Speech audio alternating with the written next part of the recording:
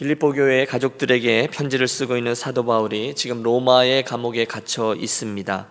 하지만 그는 이 편지 내용 어디에서든지 자기의 그 힘든 상황에 대해서 신세한탄을 한다거나 누구를 원망한다거나 하지 않습니다.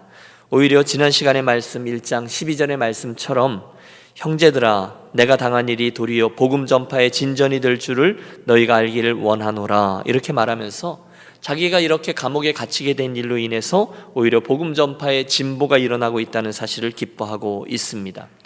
지난 시간 우리가 살폈어요. 그가 감옥에 갇힌 일로 인해서 로마의 시위대 군인들과 재판정의 관리들이 차곡차곡 복음을 듣게 되었습니다. 또 그의 갇힘으로 인해서 로마 교회에 있었던 성도들이 더 열심히 복음을 증거하게 되었습니다. 그걸 기뻐하는 것입니다. 지난 시간에 우리는 이 상황 중에 복음을 열심히 전하던 사람들이 두 부류로 나눠진다는 것을 보았습니다. 어떤 이들은 바울의 그 사로잡힘을 통해서 선한 도전을 받아 더 열심히 복음을 증거합니다. 하지만 또 어떤 이들은 이때다, 바울이 잡혀있는 동안에 우리가 더 잘한다는 인정을 받자, 그렇게 시기와 질투로 복음을 증거하기도 했습니다. 그런데 바울은 심지어 그런 모습을 보아도 하나도 화를 내지 않고 도리어 기뻐합니다. 자기 인생의 가장 중요한 일이 거기 일어나고 있다는 거예요. 거칠애로 하나 참으로 하나, 다시 말해서 이렇게 하거나 저렇게 하거나 무슨 방도로 하든지 전파되는 것은 그리스도니 이로써 나는 기뻐하고 또한 기뻐하리라. 이러거나 저러거나 어쨌든 그리스도가 전파되는 일이 계속된다면 내 생의 목표가 이루어지는 것이니 나는 참 기쁘다, 그 이야기였어요. 어찌 보면 사도 바울은 참 자존심도 없어 보입니다. 온유한 거죠. 사실 그는 오늘 이런 사람들 뿐이 아니라 시기와 질투하는 사람들 뿐이 아니라 다른 여러 사람들로부터 그의 사도권을 위시해서 많은 비판을 받았습니다. 예수를 직접 만나지도 못한 이 사람이 무슨 사도야, 뭐 이런 이야기인 말입니다. 하지만 그의 태도는 일관됐습니다. 그는 예수 그리스도와 그의 복음에 대한 공격에는 무척 생명을 걸고 담대히 반박했지만 그 자신에 대해서 공격하거나 뭐라 하는 것에 대해서는 일절 화내지 않습니다. 싸우지 않습니다. 그들은 적군이 아니라 아군이었기 때문에 그저 누구를 통해서든 복음이 진보할 수만 있다면 자기는 어디에 있든지 다른 이들이 자기를 어떻게 평가하든지 시기하든지 자기의 평판이 땅에 떨어지든지 전혀 상관하지 않았어요. 단 예수님의 복음만 증거될 수 있다면요. 오늘 우리가 대한 1장 후반부의 말씀도 이 태도가 동일하게 드러나고 있습니다. 오늘 이렇게 돼 있어요. 내가 살든지 죽든지 내 몸에서 그리스도가 존귀하게 될 수만 있다면 그러면 다 괜찮다는 게 저의 주장입니다. 왜? 자기의 생과 살고 죽는 것보다 훨씬 더 중요한 것이 예수 그리스도의 존귀함과 영광이기 때문이다 라는 거죠. 오늘 이게 이 말씀의 주제가 되겠습니다. 우리 본문을 좀 대해 보십시오. 오늘 본문 19절은 이렇게 시작됩니다. 같이 읽겠습니다. 이것이 너희의 간구와 예수 그리스도의 성령의 도우심으로 나를 구원에 이르게 할 줄 아는 거로. 여러분, 이 한국말이라 좀 어려운데요, 좀 설명을 드리죠. 시간이 흘러서 지금 사도 바울 앞에 석방의 시기가 가까이 다가오고 있음을 감지했습니다. 드디어 자기가 구원받게 되는 줄을 알게 됐어요. 야, 이제 내가 나가게 되나 보다, 잘 되었다. 그런데 그때 저의 고백을 보세요. 내가 그동안 어려움을 잘 감당했더니 감옥의 문이 열리는구나 라고 말하지 않습니다. 대신에 그는 이 두 가지 이유를 말합니다. 너희의 간구와, 다시 말해서 빌립보 교회 성도들이 나를 위해 기도해 주기 때문에, 또 둘째 예수 그리스도 성령의 도우심으로 성령께서 역사하셨기 때문에 나를 구원에 이르게 할 줄 아는 거로. 그래서 자기가 석방이 가까웠다라는 것을 고백합니다. 여러분, 이 문맥을 주의 깊게 살펴보세요. 그는 자기가 이제 감옥에서 해방될 그것 때문에 기뻐하지 않습니다. 대신 그가 기뻐하고 소망하는 것은 따로 있습니다. 그는 그의 인생에 있어서 가장 큰 관심사에 대해서 20절과 21절에 이렇게 말합니다. 석방이 되든 말든 20절, 21절이 그의 소원인데요, 함께 합독하죠. 나의 간절한 기대와 소망을 따라 아무 일에든지 부끄러워하지 아니하고 지금도 전과 같이 온전히 담대하여 살든지 죽든지 내 몸에서 그리스도가 존귀하게 되게 하려 하나니 이는 내게 사는 것이 그리스도니 죽는 것도 유익함이라. 아멘. 여러분, 사도 바울의 생사관이 분명히 드러납니다. 물론 그가 감옥에 매여 있느냐 풀려나느냐는 중요한 문제입니다. 하지만 그것보다 더 큰 기대와 소망이 있는데 그게 바로 예수 그리스도 그분이었다는 거예요. 여러분, 살고 죽는 것, 솔직히 여러분, 저와 여러분 가운데 그게 중요하지 않은 이가 어디 있습니까? 하지만 더 중요한 게 있어요. 그의 인생에. 뭐죠? 내 몸에서 그리스도가 존귀하게 되는 일이라는 거예요. 왜요? 이는 내게 사는 것이 그리스도니 죽는 것도 유익함이라. 바울 안에 누가 살아요? 예수님이 사는 거예요. 그분이 존귀하게 여겨지기만 된다면 내가 살고 죽는 것은 별 문제가 되지 않는다라는 그런 고백이죠. 우리는 똑같은 고백을 갈라디아서 2장 20절에서도 봅니다. 내가 그리스도와 함께 십자가에 못 박혔나니 그런즉 이제는 내가 산 것이 아니요 오직 내 안에 그리스도께서 사신 것이라. 육체 안에 있느냐 육체 밖에 있느냐 사느냐 죽느냐, 그에게 그거보다 더 중요한 문제가 있어요. 바로 자기 안에 살고 있는 예수 그리스도가 존귀케 되는 일입니다. 그의 안에는 예수님이 계셨어요. 아니, 예수님이 그 인생의 모든 것이었습니다. 다메섹 도상에서 예수님을 맞닥뜨린 이후부터 그는 바울의 인생에 있어서 예수님이 저가 살아가는 이유가 되었습니다. 예수님이 사도 바울의 길이 되었습니다. 예수님이 그의 길이요 진리요 생명이시요 힘이요 소망이셨습니다. 오직 예수, 그분이 존귀하게 되는 것만이 사도 바울에 남겨진 삶의 목적이요 생의 원동력이 된 겁니다. 그것만 된다면, 예수님만 존귀하게 된다면 자기가 감옥에 있든 풀려나든 살든 죽든 두 번째 문제라는 거예요. 살든지 죽든지 내 몸에서 그리스도가 존귀하게 되려 하나니 이는 내게 사는 것이 그리스도니 죽는 것도 유익함이라. 그게 관심이에요. 다른 거는 별 관심이 아니에요. 우리는 사도행전에서 그의 행보를 봅니다. 사도 바울은 정말 그렇게 살았습니다. 우리가 사도행전 14장에 보면 정말 그의 인생이 정말 짧은 순간에 수없이 업다운을 반복하는 걸 봅니다. 전도 여행 중에 루스드라는 곳에 도착했어요. 거기에 나면서부터 안진뱅이였던 일을 그가 일으키자 동네 사람들이 난리가 났죠. 바나바는 스스라고 하고 또 바울은 허메라고 하고 신이 사람의 모양으로 나타났다. 그러니 저렇게 병자들을 고치지. 그래서 그들을 막 지켜 세웁니다. 그때 사도 바울이 손을 내줬죠. 우리는 사람이다. 우리가 능력이 있어서 행한 것이 아니라 하나님이 하신 것이다. 그분께 영광을 돌립니다. 그랬는데 잠시 후에 이고니온에서 또 안디옥에서 온 유대인들이 사람들을 막 선동해서 루스드라에서 사람들이 자기들이 신이라고 이야기했던 사도 바울을 돌로 칩니다. 정말로 돌에 맞아 죽었어요. 죽은 것처럼 되었어요. 여러분이 정말 그 정도 되면 섭섭하지 않겠습니까? 여러분, 돌에 한 대만 맞아보세요. 얼마나 억울합니까? 죽기까지 맞았습니다. 섭섭할 만도 합니다. 주님, 제가 주님을 위해서 정말 인생을 불사르며 지금까지 달려온 것을 보십시오. 그런데 어떻게 이런 일이 제게 일어날 수 있습니까? 원망할 수 있습니다. 그런데 바울은 그러지 않아요. 그냥 그 자리에서 일어나서 툭툭 털고 다시금 그 복음을 위해서 다음 지역으로 갑니다. 전혀 그의 삶에 위로 또는 아래로 일어나는 일들이 전혀 그에게 큰 문제가 되지 않아요. 흔들리지 않아요. 유럽의 첫 성에 들어갔어요. 빌립보죠. 우리는 그곳에서 일어났던 일을 압니다. 점치는 어린 소녀를 고쳐주었다는 제목으로 감옥에 갇혀요. 하지만 불평하지 않습니다. 찬양하고 기도합니다. 옥문이 열리고 사람들이 두려워하고 간수들은 형제들아 우리가 어찌할꼬 벌벌벌 떨 때 주 예수를 믿으라. 그리하면 너와 내 집이 구원을 얻으리라. 여러분, 정말 놀라운 일들이 계속해서 반복되고 있어요. 그런데도 그는 전혀 우쭐하지 않습니다. 여러분, 드리는 말씀은 이겁니다. 그는 그 인생에 뭐가 좀 잘 돼도 실망하지 않아요. 반대로 좀 잘 안 되어도 여러분 실망하지 않습니다. 잘 되어도 우쭐하지 않고 안 되어도 실망하지 않습니다. 왜요?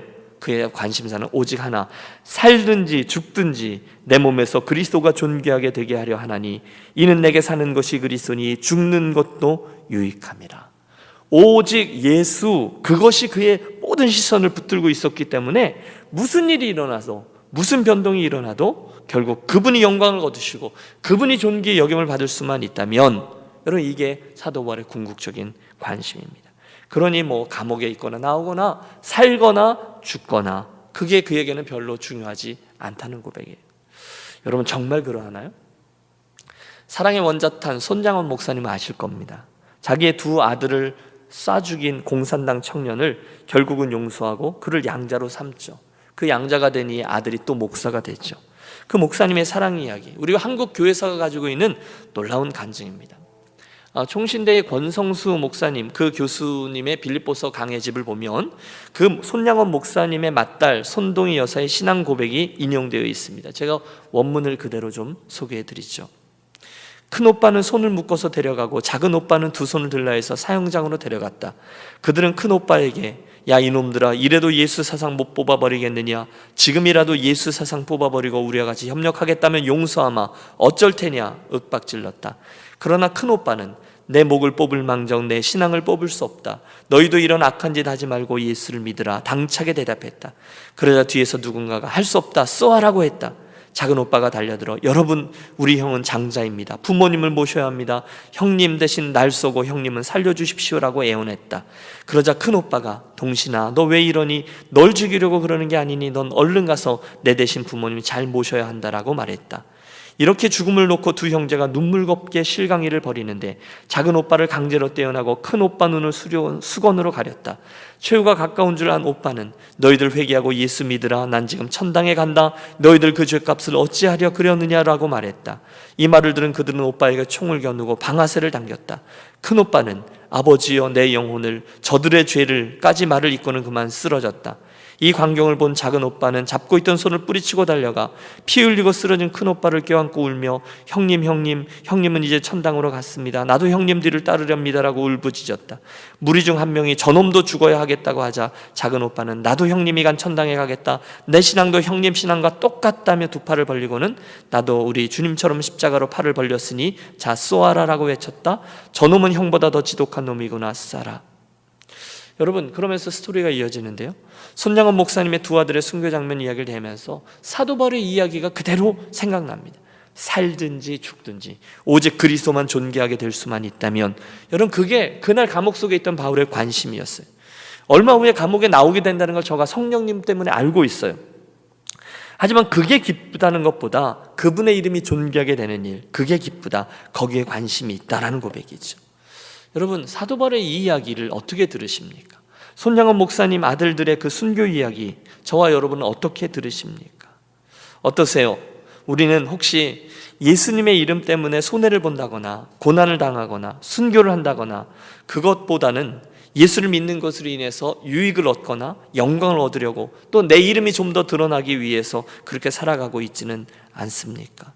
제 안에 그 모습이 문득문득 자리하고 있어요. 남들보다 예수 믿는 것 때문에 더 이익을 얻고 더 높이 올라가고 더 많이 인정받고 더 많이 화려해지고, 여러분 참으로 부끄럽고 죄송합니다. 오늘의 이 말씀을 통해서 우리 함께 기억하겠습니다. 자기의 처지가 옥 안에 있든지 밖에 나오든 잘 되든 못 되든 오직 복음이 전파되고 예수님이 존귀케 되는 것을 기뻐하던 바울의 모습, 그래서 살든지 죽든지 그분께만 영광이 될 수 있다면 이 바울의 인생이 오늘 저와 여러분들의 참 아름다운 본도 되고 또 도전이 되었으면 좋겠습니다. 여러분, 오늘 저와 여러분은 사는 것과 죽는 것을 어떻게 이해하고 있습니까? 어떤 태도를 갖고 계십니까? 왜 어떤 목사님이 그랬다지 않습니까? 여러분, 천국이 참 좋은 곳임을 여러분 믿습니까? 모든 성도들이 대답했대요. 아멘. 목사님이 또 물으셨대요. 그럼 오늘 저와 함께 천국에 가고 싶은 분 손들어 보십시오. 그랬더니 성도들 중에 아무도 손을 들지 않고 땅만 쳐다보고 있더랍니다. 여러분, 우리도 한번 해볼까요? 네. 천국이 좋은지 저와 여러분은 다 압니다. 하지만 막상 거기로 오늘 갑시다라고 하면 글쎄, 이걸 가야 된다고 해야 되나 말아야 된다고 해야 되나 우리 갈등합니다. 왜 그렇죠? 정말 좋은 게 거기 있는지 안 믿기 때문입니다. 정말 좋은 게 여기 있거든요. 여러분에게 좋은 게 많이 있거든요. 이 땅에 있는 그 많은 것들을 다 두고 가려니 너무너무 아쉽습니다. 그런데 그리스도인들은 그러면 안 된다는 것입니다. 무디 목사님 인생의 마지막 순간 여러분 들어보셨습니까? 그분은 본향으로 돌아가기 몇 시간 전에 정말 비몽사몽간에 자신을 기다리고 있는 천국의 영광 중의 일부를 살짝 맛보았습니다. 그런 거 있잖아요. 왜? 천국의 문턱까지 갔다가 되돌아오는 그런 경험 말입니다. 잠깐 그걸 맛본 거예요. 그리고 다시 돌아와서 침대 주변에 있는 이들에게 정신이 다시 돌아와 이렇게 말했답니다. 땅이 사라지고 하늘이 내 앞에 열린다. 만일 이게 죽음이라면 죽음은 얼마나 아름다운가. 여기는 골짜기가 없다. 하나님이 나를 부르시고 계신다. 나는 가야 한다. 근데 침대 옆에 있던 무디 목사님의 아들이 막 아버지를 붙잡았대요. 아버지 아닙니다. 아버지 지금 꿈꾸고 계신 거예요 라고 했대요. 그때 무디 목사님이 또다시 이렇게 말합니다. 아니야, 나는 꿈을 꾸고 있는 게 아니라 나는 천국 문 앞에까지 갔었어. 거기서 어린 아이들을 보았어. 잠시 후에 무디 목사님은 죽음의 씨름을 하는 것 같더니 이렇게 말했답니다. 오늘은 나의 승리, 오늘은 나의 대관식 날이다. 아, 영광스럽도다. 그리고 이제 하나님 나라로 이사를 하셨답니다. 참 부러워요. 그 마지막 순간에 분명한 확신이 있는 사람, 그들이 오늘도 흔들림 없이 이 땅에서의 사명을 제대로 감당할 수 있을 줄로 믿습니다. 오늘 22절에서 24절의 말씀을 보세요. 그러나 만일 육신으로 사는 이것이 내일의 열매일진데 무엇을 택하여야 하는지 나는 알지 못하노라. 내가 그 두 사이에 끼었으니 차라리 세상을 떠나서 그리스도와 함께 있는 것이 훨씬 더 좋은 일이라. 그렇게 하고 싶으나 내가 육신으로 있는 것이 너희를 위하여 더 유익하리라. 여러분, 이게 무슨 말씀인가 하면 그는 그 중간에 있는 거예요. 사느냐 죽느냐 그 중간에 끼어져 있지만 그걸 초월했지만, 아니 나는 이제 죽는 것도 유익하다라고 고백했지만 혹시나 내가 아직 살게 된다면, 그래서 감옥을 나가면 그 다음에 그를 붙드는 건 사명의 문제라는 거예요. 더 많은 사역을 통해서 영혼을 구원하고 교회를 세우며 복음을 더 멀리 전할 수 있기 때문에 그것도 또한 유익하다라고 고백하는 거예요. 가고 싶어요? 그러나 남아도 된다라는 겁니다. 여러분, 이 아침 우리들의 이 말씀의 포인트는 이겁니다. 바울은 살아도 좋다, 죽어도 좋다, 둘 다 좋다고 합니다. 이게 삶과 죽음에 대한 태도예요. 그 중간에 끼었다는 거예요. 어떻게 돼도 된다는 거예요. 그가 지금 감옥과 재판 과정을 통해서 사형을 당해 죽임을 당하게 돼도 그러면 그리스도와 함께 있게 되니까 좋고요. 반대로 혹시 석방이 되어 이 땅에 머물게 되면 더 많은 사역을 하게 되니 좋고, 둘 다 좋다는 거예요. 그런데 여러분, 이 편지가 누구에게 쓴 거예요? 누구에게 썼어요? 빌립보 교회 성도들에게 쓴 거지 않습니까? 그 측면에서는 내가 육신에 거하게 되는 것이, 남겨지는 것이 너희를 위하여 더 유익하리라. 왜? 가서 그들과 함께 사역을 하니까요.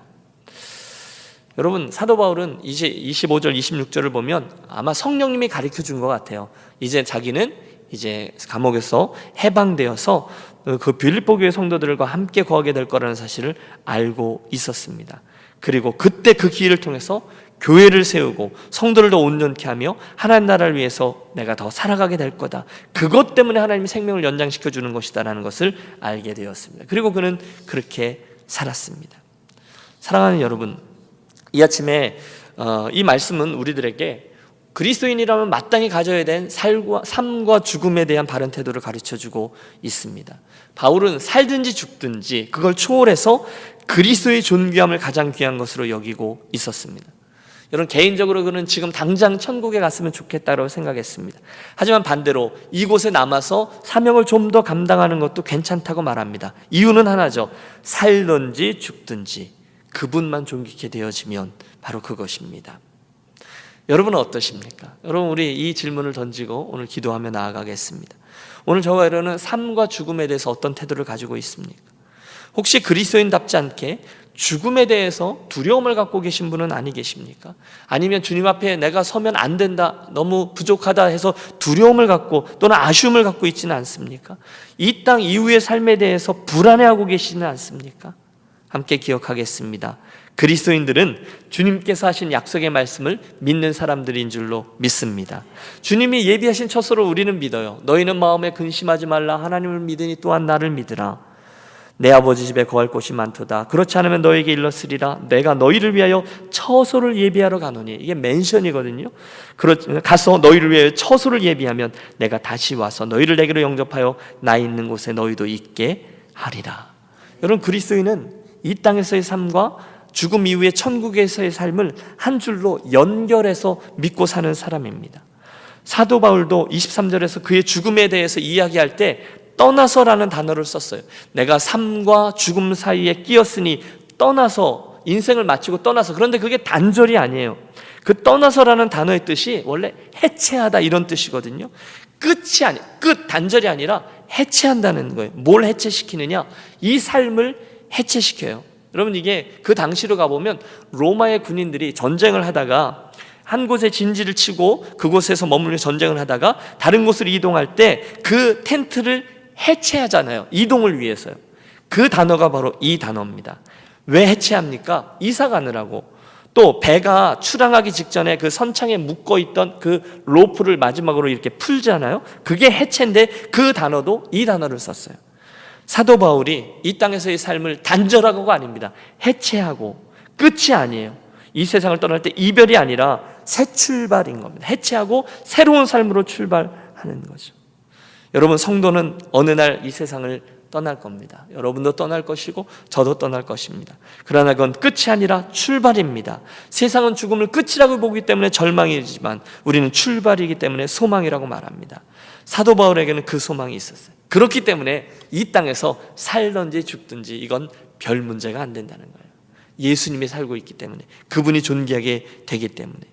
여러분, 오늘 저와 여러분은 무엇을 바라보고 오늘을 살아가고 있습니까? 우리가 정말 이 땅에서의 살고 죽는 문제에 대해서 태도를 어떤 걸 갖고 있습니까? 여러분, 저 천국을 정말로 소망하고 계십니까? 저와 여러분은 우리들 인생의 마지막 순간에 어떻게 될 것인지에 대한 확신이 있으십니까? 천국에 대한 소망 때문에 내가 살든지 죽든지, 내가 그곳에 가게 되면 그분과 거하게 되기 때문에 기뻐하고, 남겨져 있으면 사명을 더 감당할 수 있어서 기뻐하고, 그렇게 살아가고 있습니까? 바라기는 오늘 이 사도 바울의 살아도 주를 위하여 죽어도 주를 위하여 그 사도 바울의 태도와 가치를 본받아서 우리도 오늘 삶과 죽음 사이에 끼어 있는데요, 이래도 저래도 결국은 주를 위하여 사는, 그래서 기쁨 있게 살아가는 그리스도인들이 되시기를 간절히 권합니다. 나의 간절한 기대와 소망을 따라 아무 일에든지 부끄럽지 아니하고 오직 전과 같이 이제도 온전히 담대하여 살든지 죽든지 내 몸에서 그리스도가 존귀히 되게 하려 하나니 이는 내게 사는 것이 그리스도니 죽는 것도 유익함이라. 아멘. 기도하겠습니다.